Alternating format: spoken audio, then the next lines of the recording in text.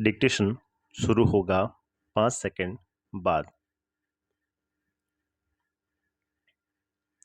पिछले अभ्यासों में हमने जनसंचार के तमाम माध्यमों के अलावा लेखन के विभिन्न प्रकारों पर बात की। विराम। समाचार और फीचर लेखन के फर्क को समझा। विराम। लेकिन मीडिया लेखन के कई और पहलू भी हैं। विराम। आपने ध्यान दिया होगा कि ज़्यादातर अखबारों में खेल, अर्थ, व्यापार, सिनेमा या मनोरंजन के अलग पृष्ठ होते हैं। विराम। इनमें छपने वाली खबरें, फीचर या आलेख कुछ अलग तरह से लिखे जाते हैं। विराम। इनकी न सिर्फ शैली अलग होती है बल्कि भाषा भी अलग होती है। विराम। एक समाचार पत्र या पत्रिका तभी संपूर्ण लगती है जब उसमें विभिन्न विषयों और क्षेत्रों के बारे में घटने वाली घटनाओं, समस्याओं और मुद्दों के बारे में नियमित रूप से जानकारी दी जाए। विराम पैरा। इससे समाचार पत्रों में एक विविधता आती है और उनका कलेवर व्यापक होता है। विराम। दरअसल पाठकों की रुचियां बहुत व्यापक होती हैं और वे साहित्य से लेकर विज्ञान तक तथा कारोबार से लेकर खेल तक सभी विषयों पर पढ़ना चाहते हैं। विराम। इसके अलावा बहुतेरे पाठक ऐसे भी होते हैं जिनकी विज्ञान या खेल या कारोबार या सिनेमा में गहरी दिलचस्पी होती है। विराम। वे अपनी दिलचस्पी के इन विषयों के बारे में विस्तार से पढ़ना चाहते हैं। विराम। इसलिए समाचार पत्रों और दूसरे जनसंचार माध्यमों को सामान्य समाचारों से अलग हटकर विशेष क्षेत्रों या विषयों के बारे में भी निरंतर और पर्याप्त जानकारी देनी पड़ती है। विराम पैरा। क्या है विशेष लेखन? समाचार पत्रों में विशेष लेखन के लिए जगह यहीं से बनती है। विराम। विशेष लेखन यानी किसी खास विषय पर सामान्य लेखन से हटकर किया गया लेखन। विराम। अधिकतर समाचार पत्रों और पत्रिकाओं के अलावा टीवी और रेडियो चैनलों में विशेष लेखन के लिए अलग डेस्क होता है और उस विशेष डेस्क पर काम करने वाले पत्रकारों का समूह भी अलग होता है। विराम। जैसे समाचार पत्रों और अन्य माध्यमों में बिजनेस यानी कारोबार और व्यापार का अलग डेस्क होता है, इसी तरह खेल की खबरों और फीचर के लिए खेल डेस्क अलग होता है। विराम। इन डेस्कों पर काम करने वाले उप संपादकों और संवाददाताओं से अपेक्षा की जाती है कि संबंधित विषय या क्षेत्र में उनकी विशेषज्ञता होगी। विराम पैरा। असल में खबरें भी कई तरह की होती हैं। राजनीतिक, आर्थिक, अपराध, खेल, फिल्म, कृषि, कानून, विज्ञान या किसी भी और विषय से जुड़ी हुई। विराम। संवाददाताओं के बीच काम का विभाजन आमतौर पर उनकी दिलचस्पी और ज्ञान को ध्यान में रखते हुए किया जाता है। विराम। मीडिया की भाषा में इसे बीट कहते हैं। विराम। एक संवाददाता की बीट अगर अपराध है तो इसका अर्थ यह है कि उसका कार्य क्षेत्र अपने शहर या क्षेत्र में घटने वाली आपराधिक घटनाओं की रिपोर्टिंग करना है। विराम। अखबार की ओर से वह इनकी रिपोर्टिंग के लिए जिम्मेदार और जवाबदेह भी हैं। विराम पैरा। इसी तरह अगर आपकी दिलचस्पी और जानकारी का क्षेत्र खेल है तो आपको खेल बीट मिल सकती है, और अगर आपकी आर्थिक या कारोबार जगत से जुड़ी खबरों में दिलचस्पी और जानकारी है तो आपके हिस्से आर्थिक रिपोर्टिंग की जिम्मेदारी आ सकती है। विराम।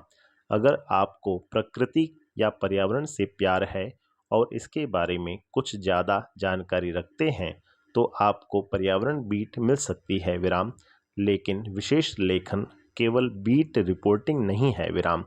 यह बीट रिपोर्टिंग से आगे एक तरह की विशेषीकृत रिपोर्टिंग है जिसमें न सिर्फ उस विषय की गहरी जानकारी होनी चाहिए बल्कि उसकी रिपोर्टिंग से संबंधित भाषा और शैली पर भी आपका पूरा अधिकार होना चाहिए। विराम पैरा।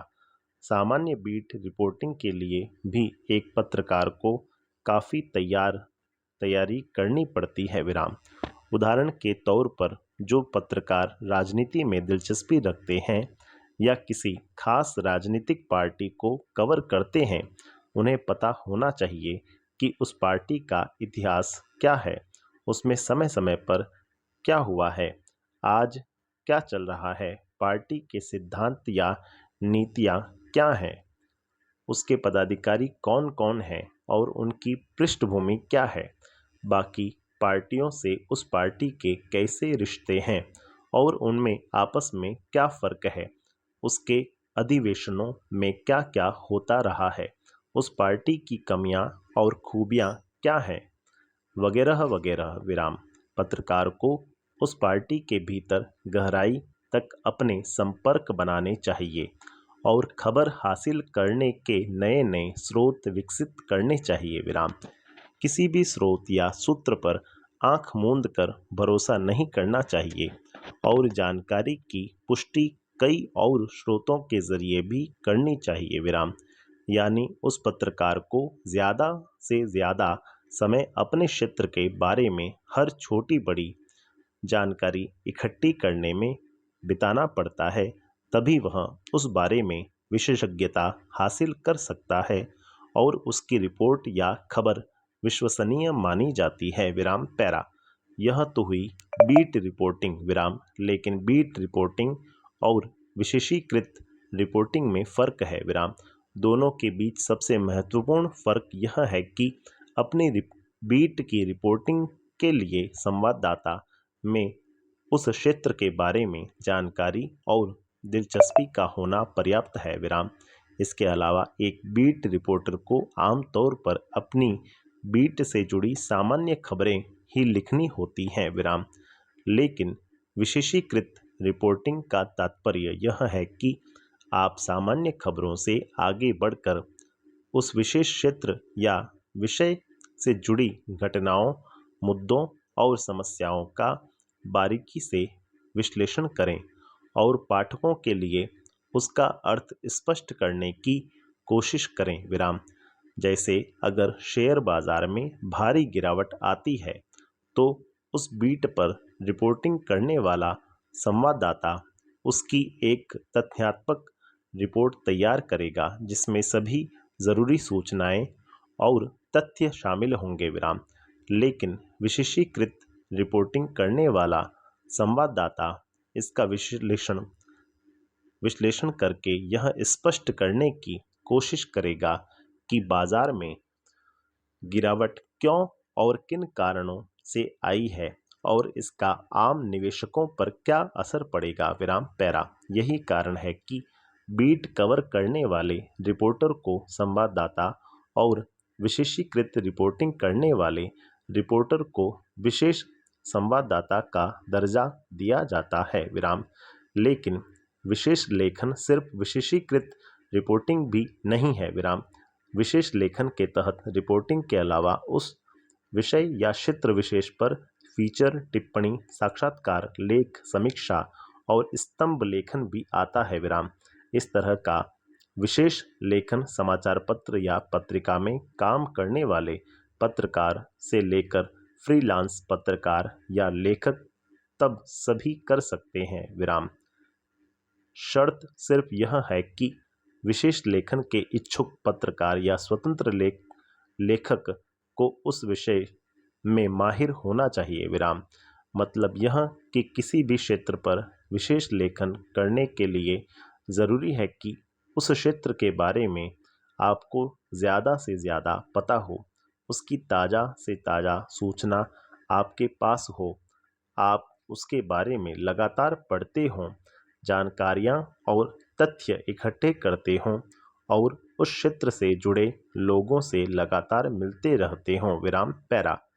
इसी तरह अखबारों और पत्र पत्रिकाओं में किसी खास विषय पर लेख या स्तंभ लिखने वाले कई बार पेशेवर पत्रकार न होकर उस विषय के जानकार या विशेषज्ञ होते हैं विराम। जैसे रक्षा विज्ञान, विदेश नीति, कृषि या ऐसे ही किसी क्षेत्र में कई वर्षों से काम कर रहा कोई प्रोफेशनल इसके बारे में बेहतर तरीके से लिख सकता है, क्योंकि उसके पास इस क्षेत्र का वर्षों का अनुभव होता है। विराम। वो इसकी बारीकियां समझता है और उसके पास विश्लेषण करने की क्षमता होती है। विराम। हो सकता है उसके लिखने की शैली सामान्य पत्रकारों की तरह न हो, लेकिन जानकारी और अंतर्दृष्टि के मामले में उसका लेखन पाठकों के लिए फायदेमंद होता है। विराम। उदाहरण के तौर पर हम खेलों में हर्ष भोगले, जसदेव सिंह या नरोत्तम पुरी का नाम ले सकते हैं। विराम। वे पिछले 40 सालों से हॉकी से लेकर क्रिकेट तक और ओलंपिक से लेकर एशियाई खेलों तक की कमेंट्री करते रहे हैं। विराम। पैरा। जाहिर है कि खेलों के बारे में उनकी जितनी जानकारी है उतनी आम तौर पर किसी के पास नहीं होती है। विराम। उन्हें खेल विशेषज्ञ माना जाता है। विराम। वे खेलों की तकनीकी बारीकियां समझते हैं। विराम। क्रिकेट का कोई भी रिकॉर्ड उनकी जबान पर होता है। विराम। ऐसे में खेलों पर लिखे उनके लेखों का आम पाठक बहुत रुचि के साथ पढ़ते हैं। विराम। इसी तरह रक्षा, विदेश नीति, राष्ट्रीय सुरक्षा, विज्ञान, स्वास्थ्य, शिक्षा और पर्यावरण जैसे विषयों पर लिखने वाले विशेषज्ञों और प्रोफेशनल्स के स्तंभ या लेख टिप्पणियां समाचार पत्रों में प्रमुखता से प्रकाशित होती हैं। विराम। पैरा। विशेष लेखन की भाषा और शैली। सामान्य लेखन का यह सर्वमान्य नियम विशेष लेखन पर भी लागू होता है कि वह सरल और समझ में आने वाला हो। विराम। दरअसल विशेष लेखन का संबंध जिन विषयों और क्षेत्रों से है उनमें से अधिकांश तकनीकी रूप से जटिल क्षेत्र हैं और उनसे जुड़ी घटनाओं और मुद्दों को समझना आम पाठकों के लिए कठिन होता है। विराम।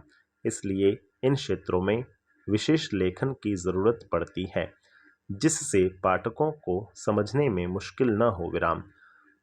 विशेष लेखन की भाषा और शैली कई मामलों में सामान्य लेखन से अलग है। विराम। उनके बीच सबसे बुनियादी फर्क यह है कि हर क्षेत्र विशेष की अपनी विशेष तकनीकी शब्दावली होती है जो उस विषय पर लिखते हुए आपके लेखन में आती है। विराम। जैसे कारोबार पर विशेष लेखन करते हुए आपको उसमें इस्तेमाल होने वाली शब्दावली से परिचित होना चाहिए। विराम। दूसरे, अगर आप उस शब्दावली से परिचित हैं तो आपके सामने चुनौती यह होती है कि आप अपने पाठक को भी उस शब्दावली से इस तरह परिचित कराएं कि उसे आपकी रिपोर्ट को समझने में कोई दिक्कत न हो। विराम। पैरा। मिसाल के तौर पर कारोबार और व्यापार से जुड़ी खबरों में आप अक्सर तेजड़िए, मंदड़िए, बिकवाली, ब्याज दर, मुद्रास्फीति, व्यापार घाटा, राजकोषीय घाटा, राजस्व घाटा, वार्षिक योजना, विदेशी संस्थागत निवेशक, एफडीआई, आवक, निवेश, आयात निर्यात जैसे शब्द पढ़ते होंगे। विराम। इसी तरह सोने में भारी उछाल, चांदी लुढ़की या आवक बढ़ने से लाल मिर्च की कड़वाहट घटी या शेयर बाजार ने पिछले सारे रिकॉर्ड तोड़े, सेंसेक्स आसमान पर आदि शीर्षक भी आपकी निगाहों से गुजरे होंगे। विराम।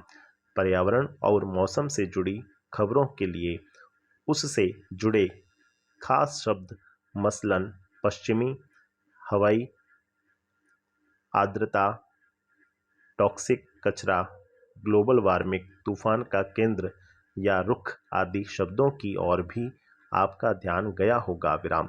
खेलों में भी भारत ने पाकिस्तान को 4 विकेट से पीटा। विराम। चैंपियंस कप में मलेशिया ने जर्मनी के आगे घुटने टेके आदि शीर्षक सहज ही ध्यान खींचते हैं। विराम। पैरा। विशेष लेखन की कोई निश्चित शैली नहीं होती। विराम।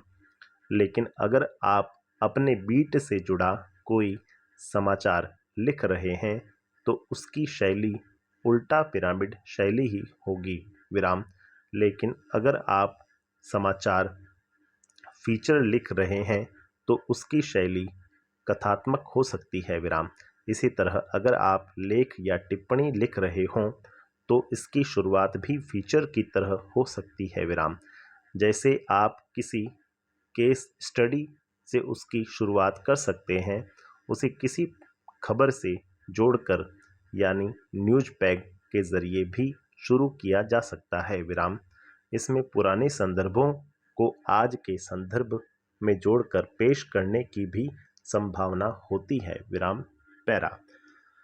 चाहे आप शैली कोई भी अपनाएं, लेकिन मूल बात यह है कि किसी खास विषय पर लिखा गया आपका आलेख सामान्य लेख से अलग होना चाहिए विराम।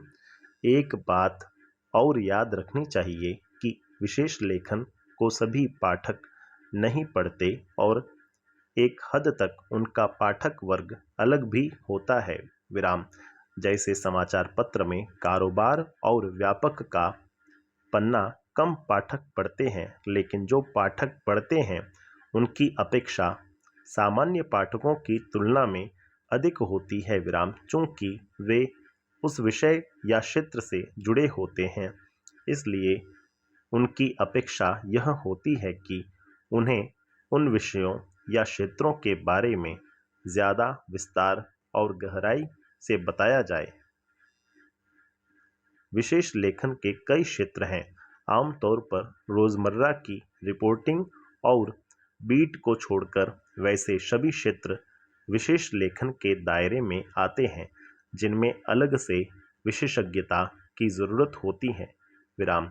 लेकिन समाचार पत्रों और दूसरे माध्यमों में खेल, कारोबार, सिनेमा, मनोरंजन, फैशन, स्वास्थ्य, विज्ञान, पर्यावरण, शिक्षा, जीवन शैली और रहन सहन जैसे विषयों को आजकल विशेष लेखन के लिहाज से ज़्यादा महत्व मिल रहा है विराम। इसके अलावा रक्षा, विदेश नीति, राष्ट्रीय सुरक्षा और विधि जैसे क्षेत्रों में विशेषीकृत रिपोर्टिंग को प्राथमिकता दी जा रही है विराम। पैरा। विशेष लेखन के लिए हम जब विशेषज्ञता की बात करते हैं तो उसका तात्पर्य यह नहीं है कि आप उसके उस अर्थ में विशेषज्ञ हैं जिस अर्थ में एक प्रोफेशनल अर्थशास्त्री आर्थिक मामलों का विशेषज्ञ होता है या कोई वरिष्ठ सैनिक अधिकारी या सैन्य विज्ञान में डॉक्टरेट रक्षा मामलों का विशेषज्ञ होता है विराम। हालांकि हाल के वर्षों में मीडिया में ऐसे विशेषज्ञ पत्रकारों की तादाद बढ़ी है जो अर्थशास्त्र या पर्यावरण विज्ञान या एमबीबीएस जैसी प्रोफेशनल और उच्च डिग्री लेकर पत्रकारिता में आए हैं विराम। लेकिन पत्रकारिता में विशेषज्ञता का अर्थ थोड़ा अलग होता है विराम। यहाँ विशेषज्ञता से हमारा तात्पर्य एक तरह की पत्रकारीय विशेषज्ञता से है विराम। पत्रकारीय विशेषज्ञता का अर्थ यह है कि व्यावसायिक रूप से प्रशिक्षित न होने के बावजूद उस विषय में जानकारी और अनुभव के आधार पर अपनी समझ को इस हद तक विकसित करना कि उस विषय या क्षेत्र में घटने वाली घटनाओं और मुद्दों की आप सहजता से व्याख्या कर सकें और पाठकों के लिए उनके मायने स्पष्ट कर सकें विराम। कैसे हासिल करें विशेषज्ञता? आजकल पत्रकारिता में jack of all trades but master of none, सभी विषयों के जानकार लेकिन किसी खास विषय में विशेषज्ञता नहीं की बजाय मास्टर ऑफ वन यानी किसी एक विषय में विशेषज्ञता ज़रूरी है कि मांग की जा रही है विराम। सवाल यह उठता है कि आप किसी भी विषय में विशेषज्ञता कैसे हासिल कर सकते हैं।